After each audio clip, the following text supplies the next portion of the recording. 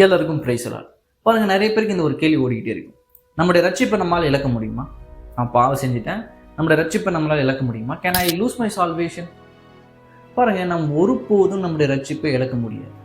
ஒரு வேளை அதை உங்களுடைய ரட்சிப்பை நீங்க சம்பாதிச்சிருந்தீங்கன்னா உங்களால் இழக்க முடியும்.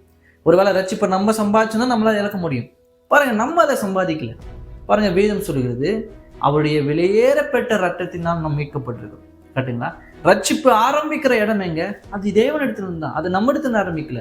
நம்ம கரெக்டா இருந்தோம், தேவனுடைய கட்டைகளை கடைபிடிச்சோம், அவர் சொன்னபடியெல்லாம் நம்ம செஞ்சோம், நம்ம அவர் மீது அளவற்ற அன்பு கூறுறோம், அதனால தேவன் நம்மளை ரட்சித்தார், நம்ம நல்லவன், யோகியன், பெர்ஃபெக்ட் அப்படின்னு நினைச்சுக்கிறோம். இல்ல, கிடையாது. பாருங்க, நம்ம எதுவுமே இல்லாத போது கர்த்தர் நம்மளை அதிக அளவற்றதா அன்பு கூர்ந்தார்.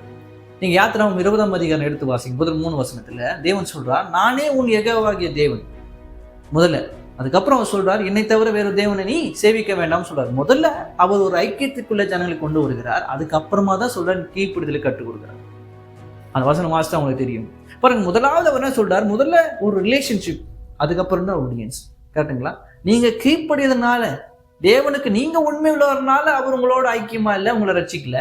நம்ம எதுவுமே பண்ணாத போது அவர் முதலாவது நம்மளை ரட்சித்தார். இந்த வெளிப்பாடு மிக முக்கியம். பாருங்க, இது இல்லைன்னா பாருங்க, ரொம்ப நமக்கு இந்த கன்ஃபியூஷன் பாருங்க, நம்மளை தவறான ரீட் பண்ணிடும். கேட்டுங்களா?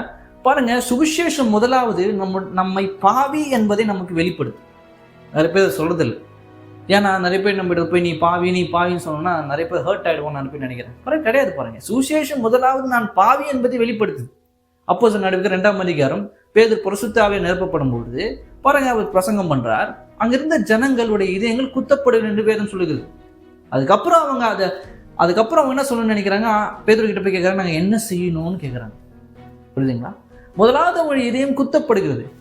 அவள் பாவி என்பதை அவங்களுக்கு காண்பிக்கப்படுகிறது. அதனால தான் பாருங்க, யோவான் 16ஆம் அதிகாரம் பரிசுத்த ஆவியான வரும்போது என்ன நடப்பிக்கிறது என்பதை இயேசு சொல்றாரு. இயேசு வரும்போது, அதாவது பரிசுத்த ஆவியான வரும்போது அவர் உங்களுடைய பாவத்தை குறித்து, அவர் இந்த பாவ உணர்வை குறித்து உங்களுக்கு காண்பார், பாவத்தை குறித்து நமக்கு வெளிப்படுத்துவார். அப்போ சுவிசேஷம் முதலாவது நான் பாவி என்பதை காண்பிக்குது. இது மிக முக்கியம். அப்ப நான் பாவி என்பதை எனக்கு காட்டுறது மட்டும் இல்லை, வெறும் என்ன பாவின்னு மட்டும் காட்டுறது இல்லை, உனக்காக ஏற்கனவே சிலுவையில இந்த பாவங்களுக்காக அவர் பலியானார். அதனால்தான் 1 பேதுரு 1ஆம் அதிகாரம் 18-19 இப்படியே சொல்லுது, மாசு இல்லாத குற்றம் இல்லாத ஆட்டுக்குட்டியாகிய இயேசு கிறிஸ்துவின் வெளியேறப்பட்ட ரத்தத்தினால் மீட்கப்பட்டிருக்கீங்க. அப்ப நான் எப்படி மீட்கப்பட்டுக்கிறேன்? வெளியேறப்பட்ட ரத்தத்தினால் மீட்கப்பட்டிருக்கிறேன். அப்ப என் ரட்சிப்பை நம்மளால இழக்க முடியுமா? ஒருபோதும் நம்முடைய ரட்சிப்பை இழக்க முடியாது. ஒரு நாள் அது இழக்க முடியாது. ஏன்னா அதை நான் சம்பாதிச்சதில்லை, இயேசு அவருடைய கிருபை நிமித்தம் எனக்கு கொடுத்தது.